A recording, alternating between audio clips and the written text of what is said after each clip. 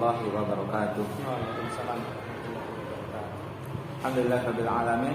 Shalatu wassalamu ala rasulil amin. Asyhadu an la ilaha illallah wahdahu la syarikalah wa asyhadu anna Muhammadan abduhu wa rasuluh. Amma ba'du. Baik teman-teman, di sini kami akan mewawancarai yakni tentang manajemen pengelolaan kelas. Yang di sini ada narasumber kami, Bapak Aris Setiono, SPD.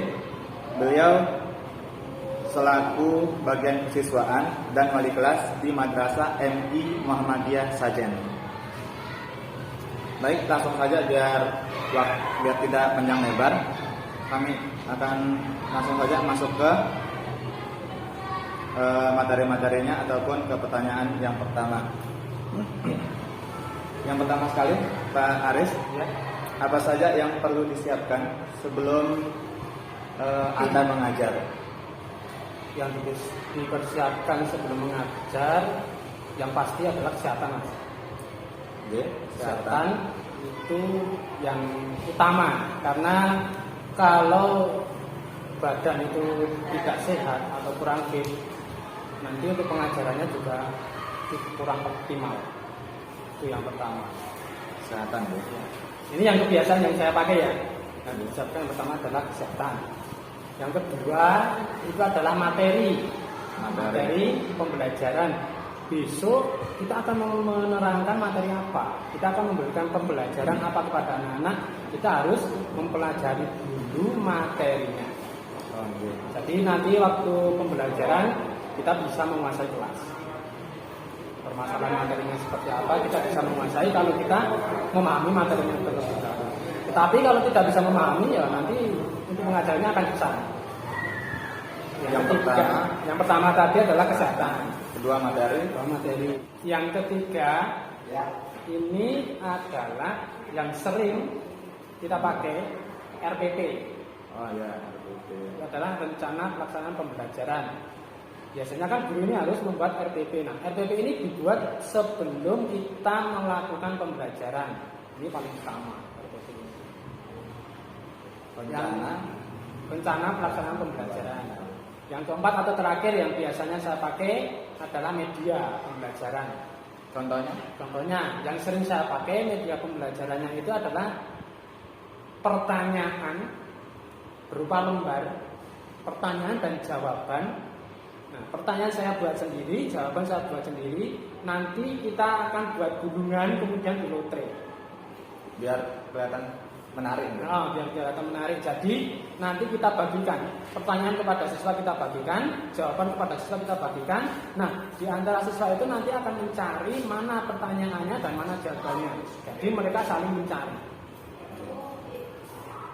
Untuk yang kedua, bagaimana cara menenangkan siswa jika ada siswa yang ribut atau rewel di kelas?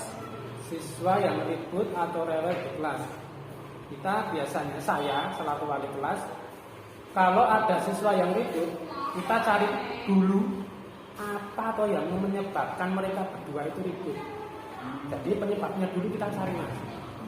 Penyebabnya apa? Kalau sudah ketemu, baru nanti kita selesaikan permasalahannya itu apa. Jadi nanti siswa yang mereka ribut, kalau sudah ketemu penyebabnya, masalahnya apa, kita arahkan untuk saling memaafkan. Jadi mengajarkan kepada anak-anak bahwa kesalahan apapun itu harus meminta maaf. Ya, itu. Untuk yang selanjutnya, adakah program unggulan di Madrasah Muhammadiyah Sajen ini? Program unggulan ini yang biasanya diterapkan di sekolah Mim Sajen, tahfidz. Jadi ada khusus gurunya sendiri untuk mengembangkan tahfidz kepada siswa. Guru khusus tahfidz untuk siswa. Jadi sekolahan ini mudah-mudahan nanti bisa melahirkan putra-putri yang memiliki ilmu tahfidznya yang sangat baik. Insyaallah. Ya, untuk selanjutnya, menurut Pak Haris sendiri, apa saja tugas wali kelas? Tugas wali kelas yang pertama sebagai wali kelas saya adalah harus tahu identitas anak-anak.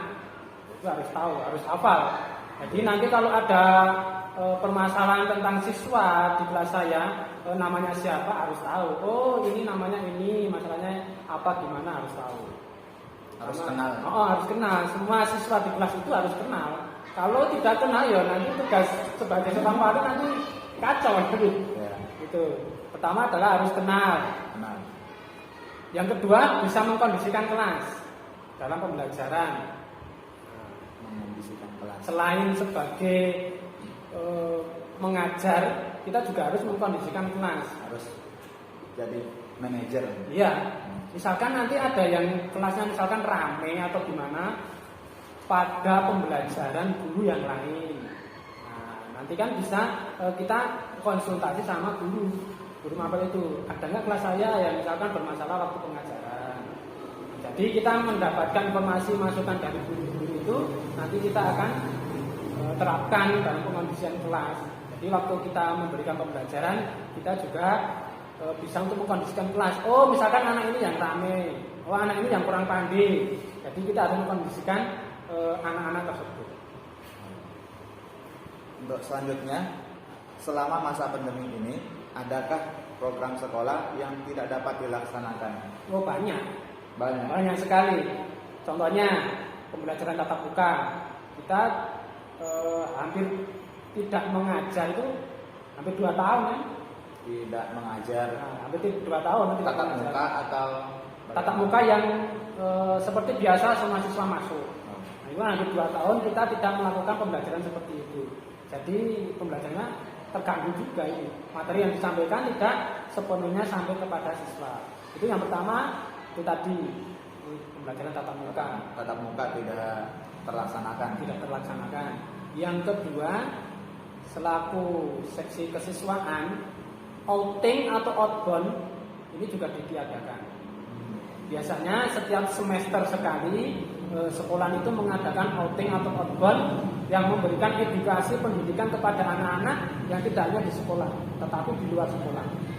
Entah itu nanti berkunjung ke sekolah lain, entah itu berkunjung ke museum atau kita kebun binatang atau ke tempat-tempat yang lainnya. Yang jelas memberikan edukasi kepada anak. Langsung, berarti Ya. misalnya mereka masuk pelajaran IPA langsung ke kebun binatang, Ya. langsung melihat bagaimana hewan-hewannya.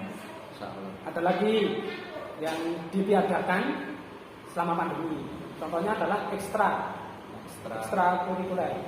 Contohnya ada ekstra futsal, kemudian tafid, drum band, tapak suci, hawi.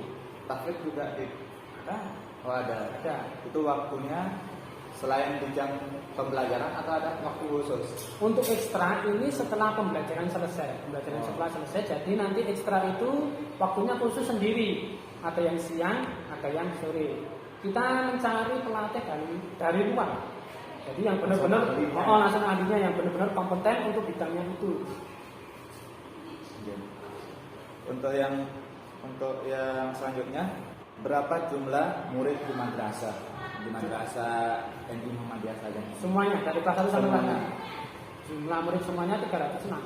Banyak deh. Ada kelas 1 sampai kelas 6 ya. Ya. Kelas 1-nya ada A, B sampai berapa? Ya.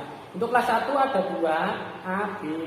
Kelas 2 A, B, kelas 3 A, B, C, kelas 4 A, B, kelas 5 A, B, dan kelas 6 A, B. Jadi ada 13 kelas. 13 kelas. Yang selanjutnya berapa jumlah guru?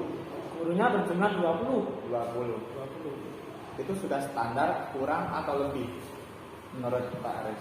Menurut saya ini masih kekurangan. Kurang di salah satunya guru mapel. Guru mapel ini masih banyak yang kurang, yang condong ke ilmu pendidikan agama Islam. Nah teman-teman, di Madrasah NI Muhammadiyah Sajan ini kekurangan guru pendidikan agama Islam, khususnya mapel Pendidikan agama Islam. pendidikan agama Islam ya. Entah itu fikih, akidah dan yang lainnya. Yang terakhir, visi dan misi Madrasah NI Muhammadiyah Sajan apa saja? Visi dan misi. Visi itu kan tujuan utama yang mau dicapai atau yang mau diraih. Visi dari sekolah ini adalah yang jelas memiliki tujuan membentuk karakter anak atau peserta didik menjadi anak-anak yang cerdas dalam akademik, dan juga yang paling utama adalah membentuk anak didik itu menjadi memiliki moral, adab, akidahnya baik. Itu untuk visinya.